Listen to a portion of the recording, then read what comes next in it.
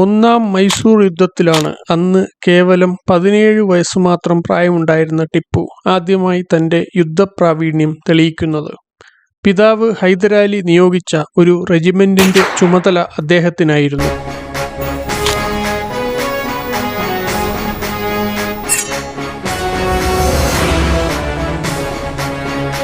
യുദ്ധം ആരംഭിച്ച് ഒരു മാസത്തിനുള്ളിൽ ടിപ്പുവിന്റെ സൈന്യം മദ്രാസിന്റെ കവാടങ്ങൾ വരെ ചെന്നെത്തി. 1767 സെപ്റ്റംബർ 28-ന് ടിപ്പുവിന്റെ കുതിരപ്പടയാളികൾ വിജയശ്രീലാളിതരായി പാഞ്ഞുവരുമ്പോൾ ബ്രിട്ടീഷ് ഗവർണർ ബർച്ചിയർ, കമ്പനിയുടെ board of governors, Arcot Nawab Muhammad Ali എന്നിവർ മദ്രാസ് ഉദ്യാനത്തിലുണ്ടായിരുന്നു. പൂന്തോട്ടത്തിന് പുറത്തുള്ള തടാകത്തിലൂടെ ഒരു ചെറിയ ബോട്ടിൽ അവർ കഷ്ടിച്ച് രക്ഷപ്പെട്ടു. കിഴക്ക് മദ്രാസിനടുത്തും പടിഞ്ഞാറ് മലബാറിന്റെ തീരത്തും മൈസൂർ സൈന്യം എല്ലാ മുന്നണികളിലും വമ്പൻ വിജയം കൈവരിച്ചു.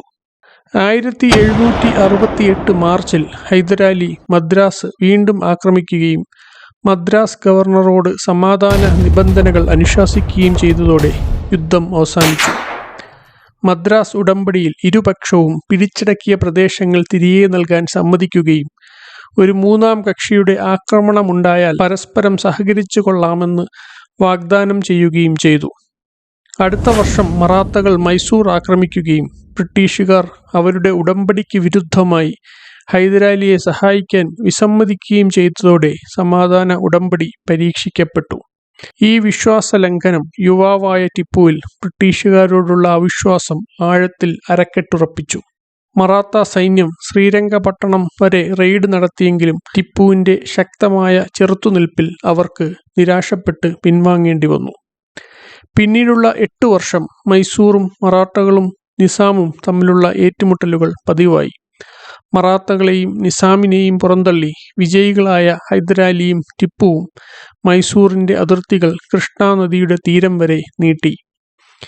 ഈ കാലഘട്ടത്തിലാണ് 1773-ൽ ടിപ്പു ഒരു സൈനിക ജനറലിന്റെ മകളായിരുന്ന റുക്കിയ ബാനുവിനെ വിവാഹം കഴിക്കുന്നത്. ആഗോള സംഭവങ്ങൾ ഇന്ത്യയിലെ സൈനിക മത്സരങ്ങളിൽ പലപ്പോഴും നിർണായകമായി. 1776-ൽ അമേരിക്കൻ കോളനികൾ ഇംഗ്ലണ്ടിൽ നിന്ന് സ്വാതന്ത്ര്യം പ്രഖ്യാപിച്ചു. സ്വാതന്ത്ര്യ യുദ്ധത്തിൽ ഫ്രഞ്ചുകാർ അമേരിക്കയ്ക്കൊപ്പം നിന്നു. പ്രതികാരമായി ഇംഗ്ലണ്ട് ഫ്രാൻസിനെതിരെ യുദ്ധം പ്രഖ്യാപിക്കുകയും ഇന്ത്യയിലെ ഫ്രഞ്ച് കോളനികളായ പോണ്ടിച്ചേരി, മാഹി എന്നിവ പിടിച്ചെടുക്കുകയും ചെയ്തു. മലബാർ തീരത്തെ മാഹിയുടെ നിയന്ത്രണം ബ്രിട്ടീഷ് കയ്യിലായത് ഹൈദരാലിയെ അലോസരപ്പെടുത്തി. കാരണം ഇത് പശ്ചിമേഷ്യയുമായും യൂറോപ്പുമായും മൈസൂറിന് ഉണ്ടായിരുന്ന സുഗന്ധ വ്യഞ്ജന വ്യാപാരത്തിന്റെ പ്രധാന കവാടമായിരുന്നു. ഈ സമയം പൂനെയിലെ കൊട്ടാരം കാര്യങ്ങളിലുള്ള ബ്രിട്ടീഷുകാരുടെ ചില ഇടപെടലുകൾ മറാത്തകളെ അസ്വസ്ഥരാക്കിയിരുന്നു. ഗുണ്ടൂർ പിടിച്ചടക്കിയതോടെ നിസാമും ബ്രിട്ടീഷുകാരെ വെറുപ്പോടെയാണ് വീക്ഷിക്കാൻ തുടങ്ങിയത്. ഈ സംഭവങ്ങൾ ബ്രിട്ടീഷുകാർക്കെതിരെയുള്ള അസാധാരണമായ ഒരു ഇന്ത്യൻ കൂട്ടുമുന്നണി ഹ്രസ്വകാലത്തേക്കെങ്കിലും രൂപപ്പെടാൻ ഇടയാക്കി.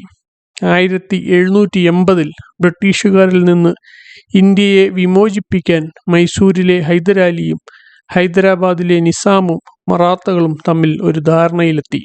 മൈസൂർ സേനയാണ് ആദ്യം യുദ്ധത്തിനിറങ്ങിയത്.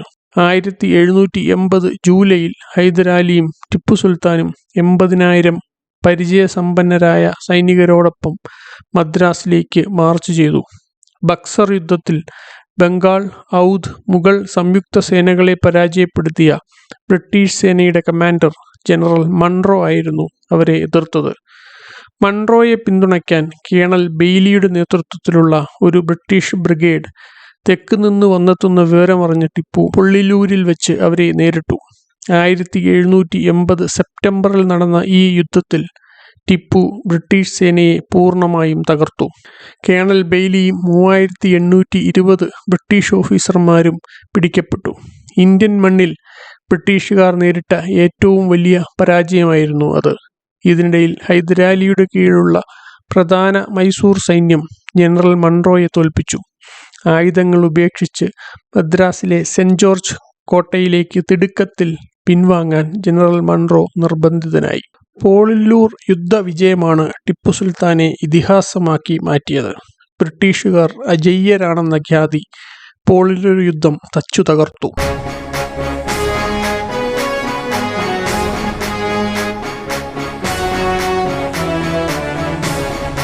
ഈ യുദ്ധത്തിൽ ബ്രിട്ടീഷുകാർക്ക് സംഭവിച്ച അപമാനം അവരുമായി യുദ്ധത്തിലേർപ്പെട്ടിരുന്ന അമേരിക്കൻ ഐക്യനാടുകൾക്ക് പ്രചോദനമായി. ഹൈദരാലിയുടെ ഇന്ത്യയിലെ വിജയം ന്യൂജേഴ്സിയിലെ ട്രെൻഡണിൽ ആഘോഷിക്കപ്പെട്ടതായി രേഖകൾ സൂചിപ്പിക്കുന്നു. പ്രസ്ബിറ്റീരിയൻ ചർച്ചിലെ ഒരു ശുശ്രൂഷയിൽ റവറന്റ് ഈ അവസരത്തെ ഉയർത്തിക്കാട്ടുന്ന ഒരു പ്രഭാഷണം നടത്തി. ഉച്ചതിരിഞ്ഞ് മഹാനും വീരനുമായ ഹൈദരാലി ഇംഗ്ലീഷുകാർ ചെയ്ത എണ്ണമറ്റ ക്രൂരതകൾക്ക് പ്രതികാരം ചെയ്തതിൻ്റെ ആഘോഷ സൂചകമായി നഗരത്തിൽ പീരങ്കികൾ നിർത്താതെ ശബ്ദിച്ചു. മൈസൂർ സൈന്യത്തിൻ്റെ യുദ്ധ ഉപകരണങ്ങൾ ബ്രിട്ടീഷുകാരുടേതിനേക്കാൾ ഒട്ടും താഴെയല്ലെന്നുകൂടി യുദ്ധം തെളിയിച്ചു. 80,000 ആളുകളുള്ള ശക്തമായ സൈന്യമായിരുന്നു മൈസൂറിന് ഉണ്ടായിരുന്നത്. ഓരോ സൈനികനും ചെങ്കോൽ, കടാര, വാൾ എന്നിവ കൂടാതെ വെടിമരുന്നുകളും ഇന്ത്യൻ രൂപകൽപ്പനയിലുള്ള പിച്ചളയിൽ തീർത്ത ഫീൽഡ് തോക്കുകളും ഉണ്ടായിരുന്നു. ശ്രീരംഗ പട്ടണത്തിന് സമീപം സ്ഥിതി ചെയ്യുന്ന വലിയ ഫൗണ്ടറികളാണ് ഇത് സാധ്യമാക്കിയത്. റോക്കറ്റ് കോർപ്സ് ആണ് മൈസൂറിന് നിർണായകമായ മേൽക്കൈ നൽകിയത്.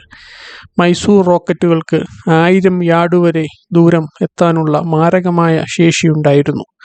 അത് അന്ന് ലോകത്തിലെ ഏറ്റവും പ്രഹരശേഷിയുള്ള റോക്കറ്റുകളായിരുന്നു. മൈസൂറിൻ്റെ പതനത്തിനു ശേഷം ഈ സാങ്കേതിക വിദ്യയാണ് ബ്രിട്ടീഷുകാർ പിന്നീട് ഏറ്റെടുത്ത് വികസിപ്പിച്ചത്. ഈ സൈനിക ശക്തി മൈസൂർ രാജ്യത്തിൻ്റെ സാമ്പത്തിക സ്ഥിരതയും അഭിവൃദ്ധിയുമായി ബന്ധപ്പെട്ടതുകൂടിയായിരുന്നു. പടിഞ്ഞാറൻ തീരപ്രദേശത്തിൻ്റെ നിയന്ത്രണം വഴി ടിപ്പു സുൽത്താന് ഇന്ത്യൻ മഹാസമുദ്രത്തിലെ വാണിജ്യ കേന്ദ്രങ്ങളിലേക്ക് നടത്താനായ കച്ചവടമാണ് അതിന് കാരണം. മലബാർ തീരം ടിപ്പുവിന് നിർണായകമായിരുന്നത് അതുകൊണ്ടാണ്. യുദ്ധത്തിൻ്റെ കനത്ത ചെലവുകൾക്കിടയിലും അതുവഴിയുള്ള വ്യാപാരത്തിൻ്റെ സന്തുലിതാവസ്ഥയാണ് മൈസൂറിനെ സമൃദ്ധമാക്കിയത്. ശ്രീരംഗപട്ടണം, ചന്നപട്ടണം, ബാംഗ്ലൂർ എന്നിവ പ്രധാന ഉൽപാദന കേന്ദ്രങ്ങളായി. ഇന്ത്യൻ നാട്ടുരാജ്യങ്ങൾ തമ്മിലുള്ള സഹകരണം കൂടിയാണ് ഈ വിജയം സാധ്യമാക്കിയത്.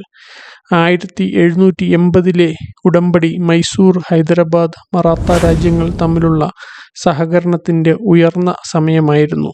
പക്ഷേ ടിപ്പു ഒഴികെയുള്ള രാജകുമാരന്മാർക്കൊന്നും തങ്ങളുടെ നിസ്സാരമായ താൽപ്പര്യങ്ങൾക്കപ്പുറം പോകാൻ കഴിയുന്ന ഒരു ആഗോള കാഴ്ചപ്പാട് ഉണ്ടായിരുന്നില്ല.